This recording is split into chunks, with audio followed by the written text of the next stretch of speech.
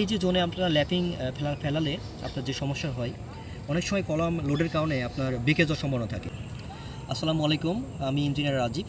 আমাদের কাছে অনেকে জিজ্ঞাসা করেন যে কলামের ল্যাপিংটা আপনার কোন লেভেলে এবং কী জোনে ফেলানো উত্তম, বা কী জোনে বা কী কোন লেভেলে আপনার ফেলাইতে হয়। তো আজকে আপনারা দেখতে পাচ্ছেন যে এটা একটা কলামের রড। তো আমরা জানি যে সাধারণত যে কলাম আপনার 10 ফিট হাইট হয়, এর থেকে বেশিও হয় অবশ্যই। তো আমরা যদি 10 ফিট হাইট বিবেচনা করি, তাহলে আপনার যদি L/4 আমরা রিংয়ের রড যখন আপনার ভাগ করে প্লেসিং করে বসাই, তো তখন কিন্তু আমাদের নিচে দেখা যাচ্ছে একটা জোন থাকে, আর মিডলে একটা জোন থাকে, আর তারপরে আরেকটা জোন থাকে। তো তিনটা আপনার জোনে আমরা কনভার্ট করি। তো এই যে আপনার ঘন যে রিং যেখানে আপনার বসানো হয়, তো এই ঘন রিংয়ের পজিশনে কিন্তু আপনার ল্যাপিংটা আসলে না ফেলানোটাই সবচেয়ে উত্তম। এর মধ্যে যখন আপনার ল্যাপিং ফেলানো হয়, তো আমরা জানি যে আপনার এই কলামের গোড়ায় কিন্তু টেনশন জোন কাজ করে, মানে টান একটা তৈরি হয় সবসময়।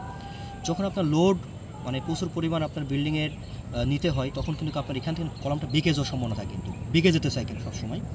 তো এই বেঁকে যাওয়ার কারণে কিন্তু আপনার এখান থেকে কিন্তু যে ল্যাপিং জোনটা আপনি ফেলালেন বা ল্যাপিং যে জয়েন্ট করলেন, যে কোনো সময় কিন্তু আপনার রড কিন্তু ফেল করতে পারে এখান থেকে। তো এই ফেল করার কারণে কিন্তু একটা যে কোনো একটা দুর্ঘটনা ঘটতে পারে। তো আমরা সবসময় চেষ্টা করবো যে আপনার কলমের গোড়ায় ল্যাপিং না ফেলানোর জন্য। ধন্যবাদ সবাইকে।